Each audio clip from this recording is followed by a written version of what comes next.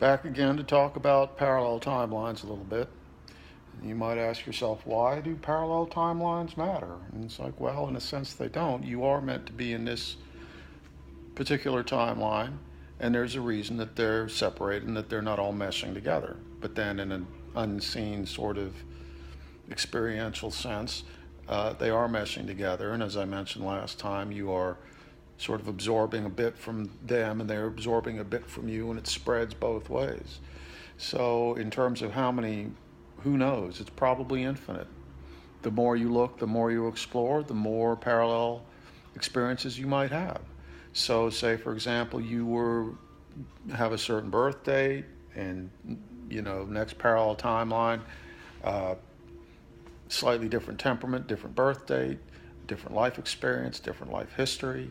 And then the further out you move, the more things become different. The further you travel, it could become so different that all of a sudden you have become an aquatic being on a planet with a civilization that's nothing like ours. And in some sense, when the time and the potential is correct, you can access that experience, parts of it, to help you along in your journey, your trajectory.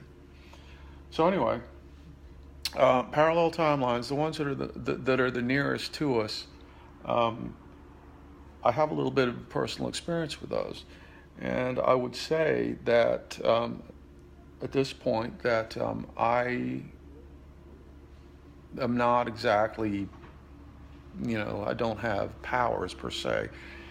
The reason I don't have powers, I believe, is because I would probably make mistakes with it, at some point. It's a potential. But anyway, the more you can be trusted with it, then the more you can have.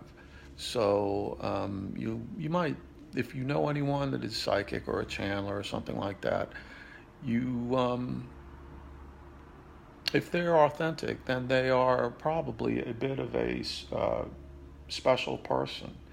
They are kind, loving, considerate, things like that. Abusive people, of course, toxic people, don't have access to this stuff. What would they use it for? Not for good. They would use it for evil. So anyway, but I do know people that do have these abilities. So channeling is when basically your consciousness steps aside, someone else's comes in, and it could come in from a parallel timeline. So at some point, a few years ago, we were exploring parallel timelines.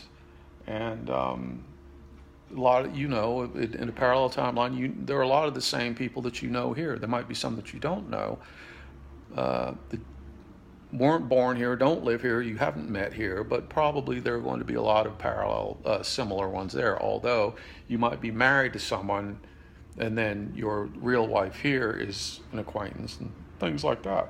Things work out differently, and boy, do you learn a lot. So anyway, this particular exploration we were doing, we did it on a daily basis for, I think, weeks. And this parallel Mike, his problems were a bit like mine. Some were worse, some were, generally he seemed to be worse off. And there was a time when I was hearing events he was going through, and it wasn't good, not good at all. And part of me felt, this is me. This is part of me.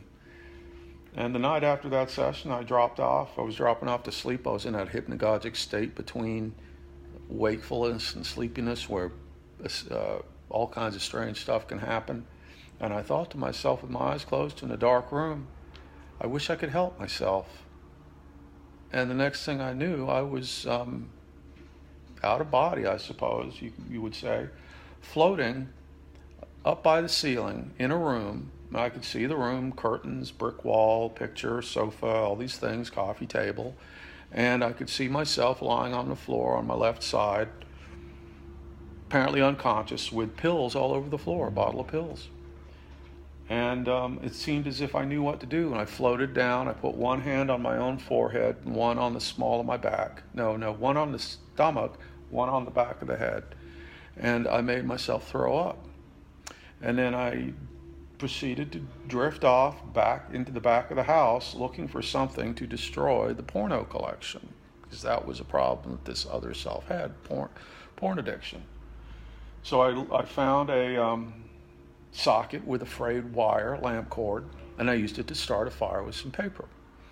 And then whoop, I came back, I was in bed, it was dark, I went to sleep, never thought another thing of it. Next day I woke up, didn't even recall it. That night we did another channeling session, and the alternate self came through. This is not me, this is another person channeling. Alternate self came through and said, "You won't believe what happened last night. He tried to kill himself and burn the house down." And of course, there's no way that this person knew my experience. But my experience, I had gone through, come back, and they had also gone through, accessed the information, and come back. So, but the porn collection survived because it was in 3 tall metal filing cabinets. But anyway, that self of mine, he has his own life to lead and his own life story, and it continues, I'm sure.